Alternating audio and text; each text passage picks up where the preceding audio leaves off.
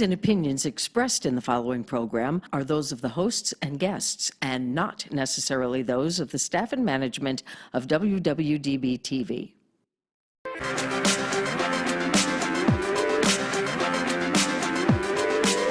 Whether she's walking the red carpet or doing interviews, you'll find her with celebrities and all the latest news.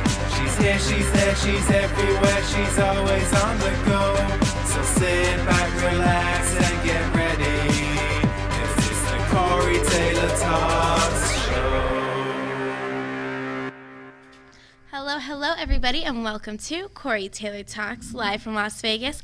I am excited about my guest. He is a friend of mine, and he is very, very talented and extremely busy. One of the busiest people I know. We were just talking before the show, and he was telling me everything he has coming up, and my goodness, is it a lot. But we have so much to talk about, and I'm so excited to have you. So, Mr. John Ward. So, hi, John. How are you? Hi, thank you. Thank you for having me here. I appreciate it. Yes. Oh my gosh, you're so excited. And you're so talented, and everything you make is really awesome. Thank you. Thank you. I really appreciate that. Oh, of course. And you could tell you're so passionate about it too, which is really cool and sometimes rare, I think, but you're really passionate about it, and you work so hard, and not only do you work on your own stuff, but you work on other film sets, and you're just a great guy, and I'm so happy that everything is becoming successful for you. Well, thank you. I really appreciate that. I try to help out as much as I can with other people's films. Yeah, and you too. You too. But so why don't you tell people a little bit about yourself, and it is what you do? I am currently I'm here in Vegas. I make independent films, so support independent filmmakers. Yes. And the two films that I'm kind of known for doing are Axemas 1 and 2, yes. Which are now out on DVD, and which is nice, as those have actually launched me into working on other people's projects and doing bigger films for myself. Yeah. So they're in a way like my calling cards, and so I've been able to do other stuff with other people. So yeah. No, it's awesome. And Axemas 1 and 2 are classics. They're awesome. Thank you. And 2 just came out a couple months ago, correct? Correct. Yeah. Yeah. So that's on DVD. So where can you check it out and everything? Right now, Scream Time Films. Okay. Axemas 1 is still available. They're short films. They're maybe like 30 minutes. Right. And so I worked on all the special features. So I made sure to pack them just filled with special features. Oh, awesome. Yeah, so the first disc has like 2 audio commentaries, a 70-minute documentary, behind the scenes pictures, and all this stuff, while Axemas 2 is a double disc. So we have 5 audio commentaries. Oh my goodness. Yeah, and then disc 2 is another 70-minute documentary, along with stills and posters and a whole bunch of stuff. So I wanted to give people their money worth, because that's the worst thing when you buy a movie, and especially if it's short and that's the only thing on there. Right. Well, they seem to get it. You get your bang for your buck. Yes, you definitely do. So. Yes, that's great. And so how did you actually even come up with the idea of Axemas? Because, I mean, Christmas and horror, it's been done, but it's not very common. So how did you come up with that? We're talking a long time ago. We're talking 30 years ago, maybe, when I was going to film school. I had an idea for a film called Axemas, where a family's sitting at a table. There's a rat up in the attic, and it gets into a trap. And it's a rabid rat, and the blood drips through the ceiling into the grandfather's wine. He drinks the wine and then goes nutsoid. He puts on the Santa Claus suit, and he starts killing the whole family. I shot some scenes from it. I did some test footage back in the day. I think we shot it on like Super 8. And it's actually the only existing footage of my grandparents. So, yeah, which is great. So that's cool. Yeah. And then that just kind of fell by the wayside for many years, and I started to work in a storage facility. And everybody there, whenever I would show somebody a unit, they'd be like, "It's creepy. It's it's like, this is scary up here," and they think, "Do people live in the storage units?" Right. And I thought, there's a movie in here. There's got to be something in here. I've even had people came to me even say they got lost. Oh yeah. In the storage, because they're 2 stories, so they're wandering around the whole building, and they can't get out. And I'm like, there's a movie in here. And I started playing around with the Psycho that's in the storage facility. That was kind of boring. And then I love Silent Night, Deadly Night. And I'm a big fan of Scream, so I kind of combined the two in the storage facility and came up with Axemas and thought, oh, I haven't used that title yet. So, and it's a great title, so let me throw that on this. And that's how it came about. That's really cool. And now you're working on 3 and 4 as well, correct? 3 and 4 will be shot later on this year, yes. That's crazy, but that's great. But you're just so busy. I mean, that's awesome. And it shows how successful they really are, and you're able to continue making them. I mean, people really just love them. Yeah, the response for them has been really, really good. And there have been a few people out there that have bashed them, if I ask for like a review to be done. But they don't understand these aren't made by, like Blumhouse or New Line Cinema. These are independent, low-budget movies. Absolutely. And it's a limited budget. So we do the best that we can, and I don't think some people understand that. But the majority of people out there seem to really like them. Yeah. Well, I think that's kind of an issue. Anything now, people just criticize, and there always has to be these people that know everything, and no matter what you make, it could be literally the best piece of cinema ever created, and someone will find something wrong with it. So, I mean, you're going to get that, but your films really are awesome, and people, like you said, most people really do love them, and I think even the haters like them. They're just jealous. Exactly. Just jealous. They don't want to admit it. But no, they're great, and you should be so proud of yourself. Well, thank you. And I actually am really proud of them. Absolutely. Because we just thought the first Axemas would just be just this short film that would just kind of come and go. And it was made 2 years ago, and it's still going into film festivals. Oh, yeah. So, and now we're putting Axemas 2 in the festivals, too. Oh, and you always hear about it everywhere on Facebook. I mean, people love it, love it, love it.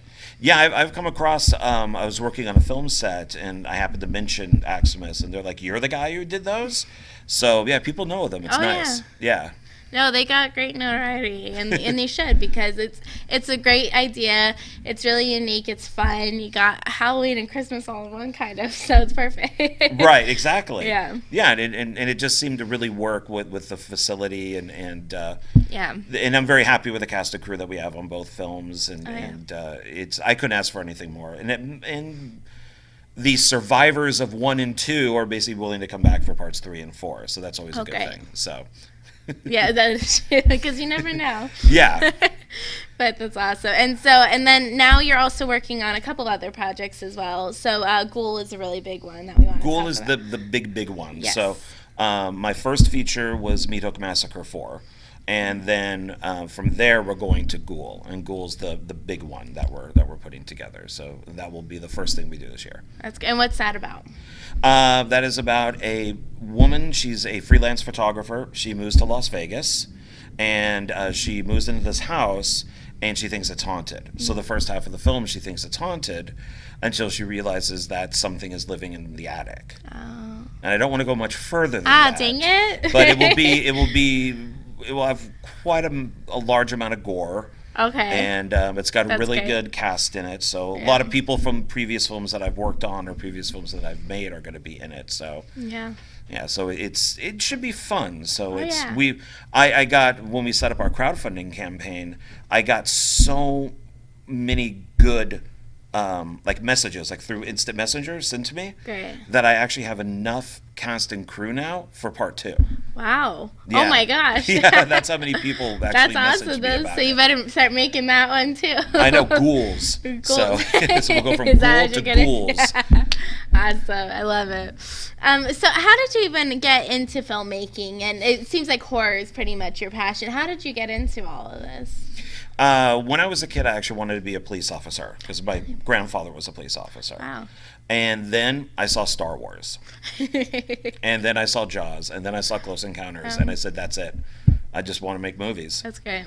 And it took a long time to do it, but it's now happening. So. Oh, yeah. But throughout my whole life, I've been interested in film and studying film and taking classes and all that stuff. So even when you're younger, I mean, to make a short film with your family and everything, Axemas, that's really cool. yeah, that was I have up on YouTube some of the old stuff that I did. You do? Back in I was the gonna day. ask, Yeah. are you gonna include that in one of the DVDs for Axemas and stuff? Eventually, that will be part of one of them. What Screamtime Films wants to do is, once we get 1, 2, and 3 done, they're going to release them on one DVD as one film Oh, instead of that's having smart. 3 separate ones. Right. And then part 4 is a clip movie. So it's going to be more like Silent Night, Deadly Night Part 2, where half the film is new footage and half the film is clips from the other movies. Okay. So that will almost be like a bonus disc. But it will still continue it, even though it's actually a trilogy. But part 4 will still kind of continue the story. And then I'm going Gotcha. to hand it over to other people to make Axemas 5, 6, 7. Oh, okay. Yeah, That's kind cool. of do their own takes on it. So have you already started thinking of people you might want to have do I have, this? yeah. And do you have like the whole plan of everything? Is everything written and are you set, or just ideas in your head, or? It hasn't been written yet. They've been outlined, but everything is, yeah. Once I did part 1, I kind of people started asking questions, and I was able then to kind of go into part 2. And now with part 2 and people willing to come back for 3 and 4, I've already mapped all those out. So I already know. So it's funny because I'll get people saying, "Hey, can I be in Axemas 3?" And it's like, I don't know, because I already have the plan. So if I can, yes. If not, then we'll work on something else. Yeah, and you are working on other things too. You said you're also working on a lot of short films as well, correct? Yes, we're working on. I'm putting together a film called Cargo, which is about a woman who gets kidnapped, basically like human trafficking, and thrown into the back end of a truck, and like a moving truck. And when she wakes up, she realizes that there's a crate inside it and there's a creature in it. Oh, So she has to spend her time in the back of this truck with this creature. that's really intense. So See, is it hard to think of all these ideas? I mean, they're really awesome, and they're like pretty intense, all of them. Like, where do you come up with these ideas? they just come up. They just do. I mean, it's also when people ask, because I've worked on a few other things. So I made 2 found footage films that were roughly about 10 minutes, maybe 15 minutes long. One called If I Can't Have You, and the other one's called Cannibal. So when I was asked to do those found footage films for these 2 anthologies, that's got to come up with the idea. What do you do? What's not too expensive? And then that's where those ideas came from. And then I worked on a web show, and where I did a film called Skull Evil, which is about 20 minutes. And that I'm very proud of. That's a green mist is out there, and it's turning people as it goes through them. It turns them instantly into skeletons.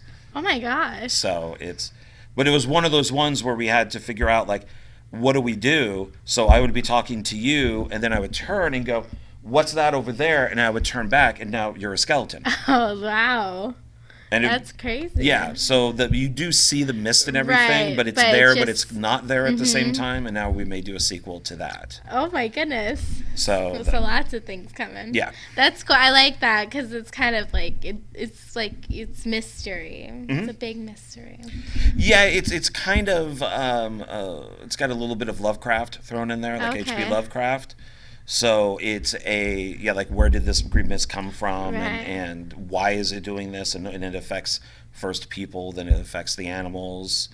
But Not the animals. You It gotta does- leave it the does. animals alone. yeah, and unfortunately, John, my, what is wrong with you? I know my cat at the time, Tatum, all of a sudden she turned into a skeleton. So she was licking herself on the sofa, and then boom, she turned into a skeleton. Oh gosh. Well, if you need a dog, I have a cute little corgi. So there you go. Yeah, so we just need to find that dog skeleton. And boom, there you go.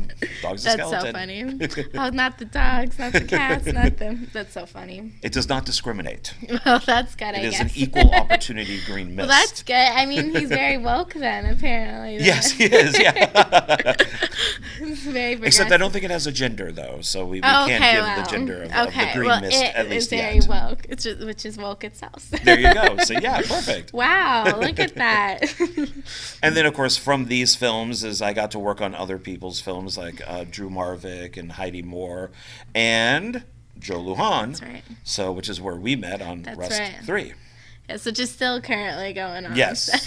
Yes. But yeah, it's so much fun. And you see, what I really like about you too is, like I said at the beginning, you're so passionate about it, and that's a pretty rare quality, and you could tell you really love it. And I mean, it's a lot of work to help people on set and everything. And I saw what you were doing, the show and everything, and you work so hard. And those weren't even what you created. You're just helping other filmmakers make their dreams come true. And so that's amazing that you're helping all these people too. And I think, like you said too, you learn a lot and everything from it. But it's so cool that you're so passionate and want to help other filmmakers create their dreams as well.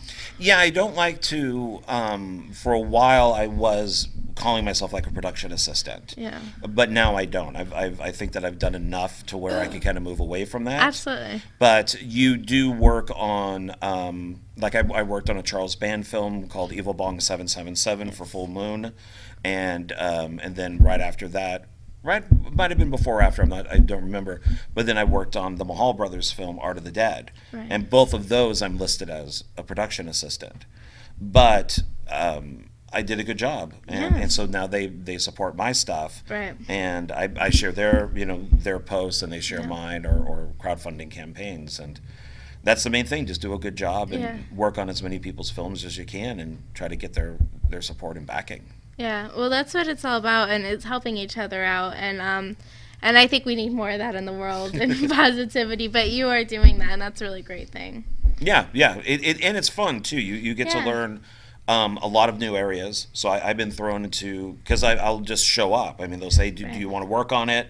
Here's the time, and I'll be like, okay, I'm here. What do you want me to do?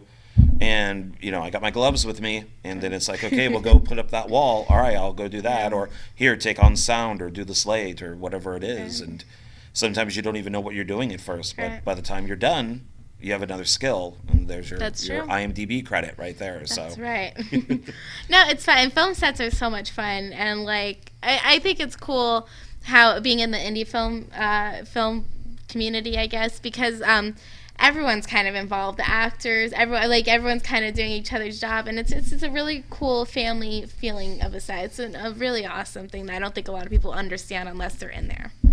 I would definitely agree with that. Yeah. And it's especially with Vegas. Yeah, because exactly. it's a small film community, but it's growing, and everybody works on each other's movies. Yes. Which means you better not badmouth anybody, That's because right. it will get back to them very quickly. Yes. And that has happened a lot. Yes.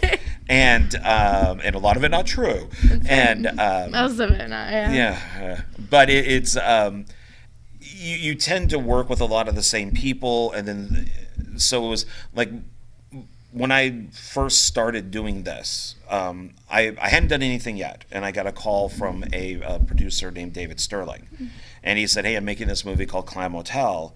We had to change the title to The Clam Motel Massacre. It hasn't come out yet, but it's shot up at the Clam Motel Motel, and I was a PA on that, and did a few, and I played the killer clown. Oh, look at you. That's I cool. was a PA, and That's then the guy cool. dropped out, and then they said, "Here's the costume. You're the killer." Heck yeah. So now all of a sudden I'm on the poster, and from there I then met somebody else who said, "Hey, do you want to work on my film?" And this guy named John Seymour, and that was a film called Drug Z. Also hasn't come out yet, but I realized from those two films, as long as, like you said, the passion and stuff, you can do it. You can have a 5-person crew. Oh yeah. In very limited equipment, and you could make your own movie. And then that's what happened up to Axemas, and then from Axemas it just kind of went on from there. But it's really, and you trade stuff too. I mean, you go in and you say, okay, well, I'm working for free. I definitely, I want a credit. Right. You got to give me something out of this, because I'm Absolutely. working for free on it. It's usually meal and credits. Meal and credits, yes. Yeah. Or a copy of the movie, Right. or something like that. And right after I did Axemas, I was working on a film that Mark Stevens did called, called Scare Me. Okay. Oh, yes. And that's where I met several of the people who ended up being in Axemas 2. Mm-hmm.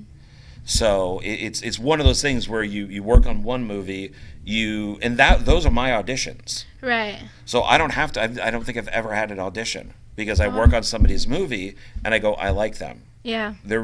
I don't have to. They're not bugging anybody. They're Right. good actors. They're not a diva. They're doing good Right. stuff. So I'll call them and say, hey, do you want to be in this film? And it's just like, oh yeah, I remember you. I remember we worked together. And it's just like, yeah. And they're like, okay, yeah, sure. Yeah. So it's all about networking and Yes, just getting big out there time. and doing it. So Yeah, and I think that's why you're so successful too, because you're great at it, and people just like you because, like I said, you're a good person. You help so many people, and good things come in return. So that's good. well, I appreciate that. Yeah. Thank you. Because and sometimes you have to ask. You know, yeah. not everything. You just can't sit at home and say, oh, why isn't anybody calling me? I might have helped 3 people, but nobody's calling me. You have to reach out to people, And say, which is what I did with Joe, with working on Rust 3. Right. And that was just I bugged him enough. I kept messaging and messaging. And I'd already met him twice, Right. but just very briefly. And soon enough, it became, I saw that he was looking for a homeless man. And I'm like, hey, can I play that homeless man? And he thought about it. He's like, yeah, sure, why not? And then I just got that message. Hey, I need crew. Do you want to help me on Rust 3? And it's like, yeah. And been part of Rust 3 since. A big part. Yeah. So helpful. Oh, savior of wrestling. Well, thank you. Yeah. No, but it's awesome. It's fun, and the sets are really a great time. Oh, yeah, that haunt and everything is amazing. So Did you still go through? Did you ever go through the haunt or no? not with the actual people in it. No, Ah, I didn't. dang it. No, yeah.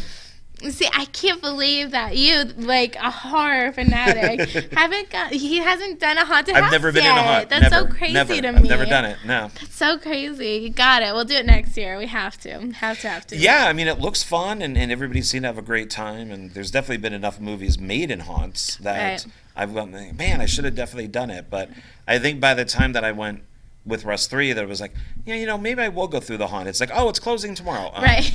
Okay, well, I waited too long on that one. Yeah. So- Do you get scared easily or not really? No. Never? No. Yeah. Mm-mm. I know it's pretty rare, but I know a couple people that don't, but I am a chicken, so, so is Joe.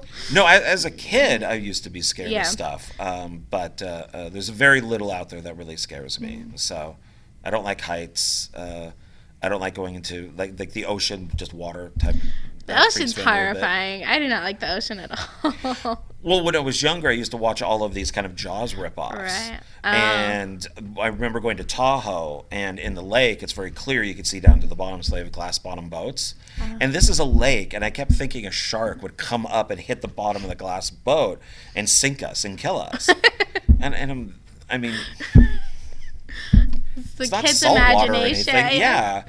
Well, you never know. It could happen. It could. It could be a saltwater shark That's or right. a freshwater shark That's right. living in a lake in Tahoe. Or like Lake Placid, how like the crocodile was living in a fresh lake, and it's Yeah. still got. You never know. Yeah, You never yeah, know. it's It's true. a valid. And- It's a valid fear. That's true, and there was apparently enough of them that they made like 4 or 5 movies out of it. So. That's right. That's funny, but no, but your stuff is just great. And then I also want to talk about Axemas got recognized a lot, obviously, but it was just recently it's about to be put in 2 different books as well, correct? Yes. So it's Richard Moog, and he wrote this book that is it's basically a book just reviewing Christmas movies, like horror Christmas movies. And Gift Wrapped and Gutted is the title of it. cool. And it's a really thick book. It's like that thick. Wow. And he asked me, well, and this is one of those cases. I heard that he was going to write it, and so I reached out to him and said, hey, can Axemas be part of this book? And he's like, oh, I didn't think that you would maybe want to be involved in this or not. And I said, well, of course I would. I mean, and I'm a supporter of his films too. Right. He did an Easter film called Easter Bunny Bloodbath that I'm a big fan of, and I'm That's waiting for cool. that sequel. And so when I gave him the films to review, he's like, oh, do you want to write like a 2-page kind of like introduction to each movie? Wow. And so I got to write a lot about the films, and that's included in the book. Wow, that's Yeah. awesome. And then recently, a gentleman from England, I believe, he reached out to me and said, I'm writing my own book. I believe it's Holidays. And he's like, would your films like to be in this? And I'm like, sure, yeah. So he's now Heck yeah. reviewing the movies and all that. So they're doing their own little thing, which is nice. So Yeah, like I said, they're getting really recognized, and they should be because they're really great films. They're fun, they're scary. I mean, it's a classic horror. It's great, and it's Christmas time, which is awesome. yes. Well, and one thing that I really like about them is that I'm more of I don't want to say like a sellout, but I like. Pardon me. I don't want to be somebody who lives in my basement, like my mother's basement, until I'm 60 years old and making little art movies that nobody's going to see. Right. So I think that you have to appeal somewhat to like a general audience. Yeah. So that's what I try to do with Axemas, is still do a slasher movie, like an independent slasher movie that appeals to different people. And Meat Hook Massacre 4 and some of these other things are the same Yes. way. Is, let's. I don't want to make a movie that only 2 people will see. I want to make a movie that a lot of people will see, even though it's an independent. So it's, I don't know. I guess it's maybe just selling out a little bit to kind of I for don't think popularity. that's sellout. I don't think so at all. It's just, because I respect all films and everything, but I don't like the films that are really artsy fartsy and stuff. I mean, they're great in their own way and stuff, but I don't want to have to sit and think. I just want to be scared or entertained or whatever the movie is supposed to do, and I think that's the whole point of watching it. So I don't think it's a sellout at all. I think you're just making something that people will like, and that's a great thing. That's not selling out.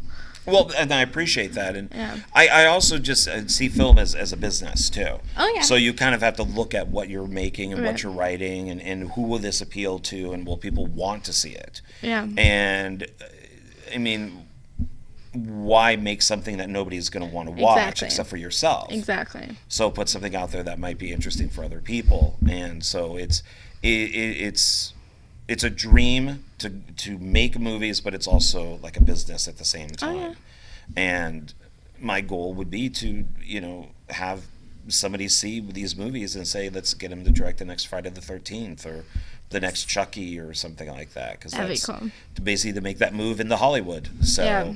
and I think it's gonna happen. I think Ghoul's gonna play a lot into that. That's so, great. So It'll be. I believe in it completely.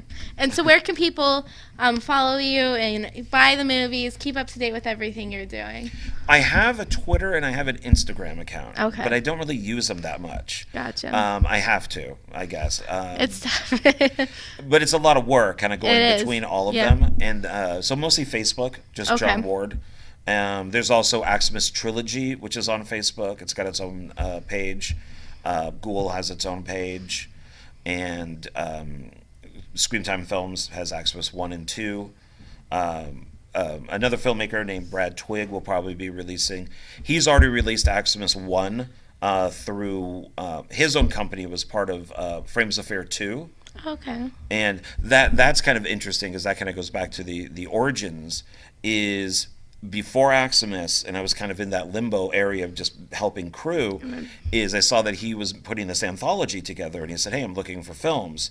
And I said, look, I haven't done anything. What can I do?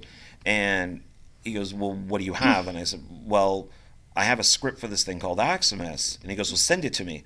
And when I did, he read it. He goes, look, I love it. If the film is going to be as good as the script, then you're in the anthology.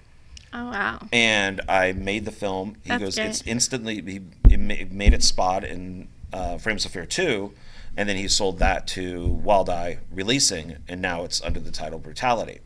Okay. So Brad, with Fuzzy Bunky Films, always gets one of the Axemas movies, while Todd Jason Cook also gets it for Screamtime Films. Gotcha. So it gets distributed by 2 different companies. That's cool.